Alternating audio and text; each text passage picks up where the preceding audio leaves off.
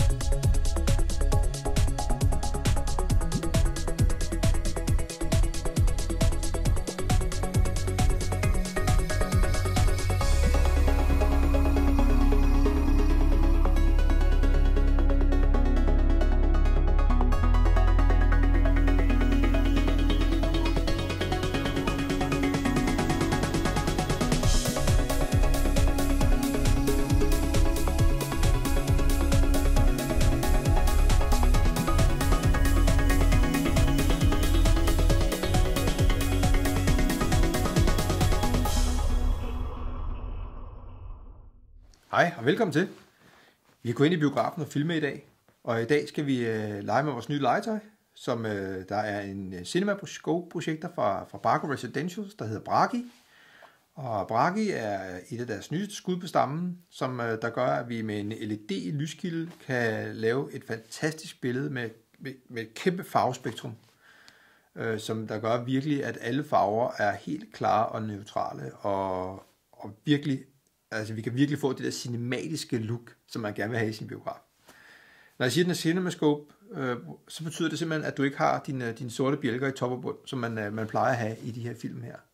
Når man sidder og ser Star Wars og Ringenes Herre, og hvad man nu ellers kan lide at se af film, kan være en anden, whatever Hollywood-film, så er der jo sorte bjælker i top og bund, og det gør jo, at du kun bruger halvdelen af opløsningen i din skærm derhjemme.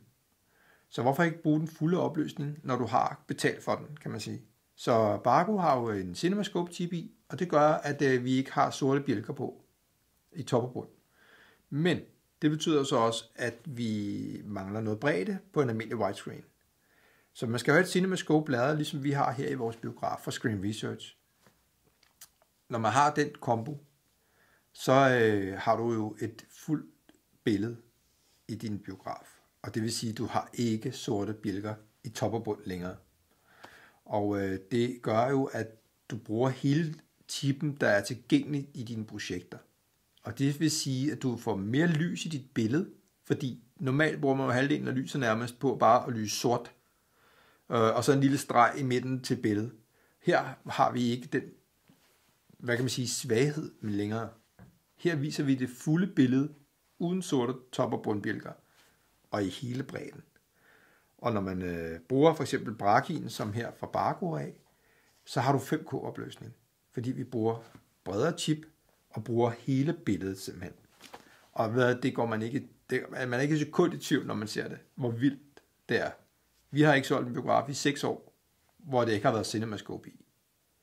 Fordi når man kommer her hos os og ser det, så er man ikke i tvivl om, at det er det, man skal have i sin biograf derhjemme. Og sidder du nu derhjemme og tænker, det kunne jeg også godt tænke mig. Jamen, så kan vi stadigvæk gøre det, hvis du er glad for dine projekter, du allerede har. Man kan købe noget, der hedder en anamorfisk linse, og det betyder simpelthen, at det er sådan en linse, der kører ind foran dine projekters linse. Og inde i dine projekter, det kan du allerede gøre nu, hvis du vil, og du har allerede en projekter, så kan du se, at du har en funktion, hvor du kan zoome simpelthen bjælkerne væk. Men så er folk jo aflange i det, altså ansigtet bliver sådan ligesom trukket op, kan man sige. Og det er der, hvor linsen så skal komme ind og rette dit billede ud, så det bliver bredere, og folks ansigter bliver normale igen. Men så mangler du selvfølgelig lidt bredde ude i siderne. Og det er der, hvor man skal have et lidt bredere lærred, ligesom man har i biografen. Altså et CinemaScope lærred. Og når du har de to ting, så har du CinemaScope derhjemme. Og det vil sige, at du bruger din chip i dine projekter. Og du har endnu mere lys, og du har endnu mere opløsning på dit billede.